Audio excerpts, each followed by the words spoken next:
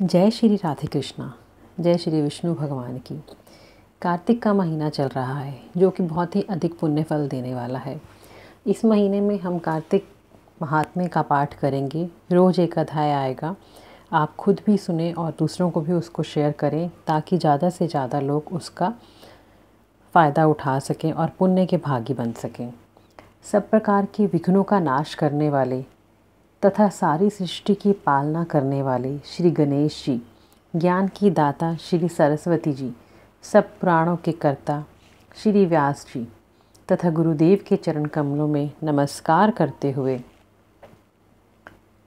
भगवान की श्रद्धा और भक्ति में डूबकर कार्तिक मास की कथा मैं कहती हूँ।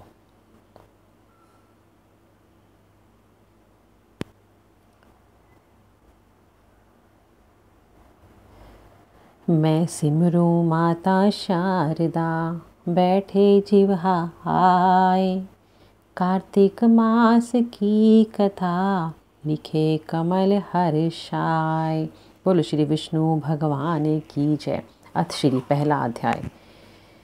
नैमिषारण्य में वास करने वाले शौनकादि 88,000 ऋषि श्री सूत जी से कहते हैं कि हे ब्रह्मा, आप हमारी इस घोर कलयुग में रक्षा करने के लिए कोई सरल उपाय बताएं।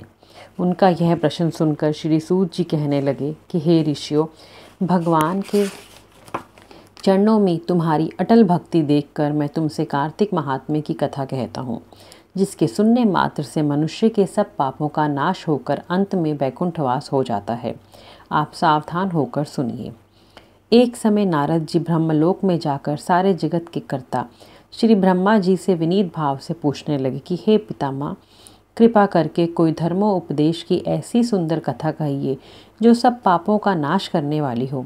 तब ब्रह्मा जी कहने लगे कि हे पुत्र, भगवान के चरणों में तुम्हारी ऐसी लगन देखकर मैं तुमसे कार्तिक मास का महात्म्य कहता हूँ, जिसके सुनने मात्र से मनुष्य के सब पाप नाश हो जाते हैं और वह वैकुंठ का अधिकारी हो जाता है।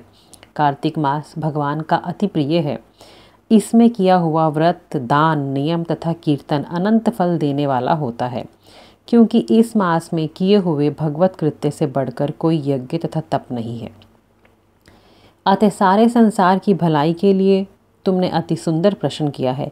मैं इस कथा को तुमसे कहता हूँ, तुम सावधान होकर विधिपूर्वक सुनो। व्रत करने वाला मनुष्य प्रातःकाल ब्रह्म मुहूर्त में लगभग 4 बजे उठकर शौच आदि से निवृत्त होकर 12 उंगल लंबा सुगंधित वृक्ष का दातुन करे। परंतु श्राद्ध के दिन, सूर्य तथा चंद्र ग्रहण के दिन, एकम अमावस, नवमी, षष्ठवी, एकादशी और रविवार को दातुन ना करे। जिस दिन दातुन ना करनी हो उस दिन पानी से 12 कुल्ला करके मुंह को खूब अच्छी तरह से साफ कर ले। जब 2 घड़ी रात्रि रह जाए तो काले तिल, चंदन, चावल, फूल या कुशा लेकर तालाब, कुंड, नदी या संगम तथा किसी तीर्थ स्थान में जाकर भगवान से प्रार्थना करें कि भगवान, आपकी और लक्ष्मी जी की प्रसन्नता के लिए मैं कार्तिक मास में स्नान करूंगा। इस प्रकार प्रतिज्ञा करके श्री गंगा जी, शिव, सूर्य और विष्णु जी का ध्यान करके नाभि तक गहरे जल में प्रवेश करके अच्छी तरह से स्नान करें। फिर जल से बाहर आकर देवता, ऋषि और पितरों का तर्पण करें। स्नान के पश्चात बकरी तथा भेड़ की धूली से बचना चाहिए तथा छींक, थूक, कुत्ता, कौवा, ऊंट, उल्लू, शुकर आदि से बचना चाहिए। इससे छू जाए तो फिर से स्नान करना चाहिए। असत्य तथा नीच से वार्ता नहीं करनी चाहिए। इसके पश्चात षोडशोपचार विधि से भगवान का पूजन करें। भगवान को अर्घ्य दें। प्रार्थना करें कि भगवान श्री राधा सहित मेरे इस अर्घ्य को ग्रहण करें और इस प्रकार प्रार्थना करके 16 चीज़ें भगवान की मूर्ति को अर्पण करके तुलसी जी की मंजरी से भगवान का पूजन करना चाहिए।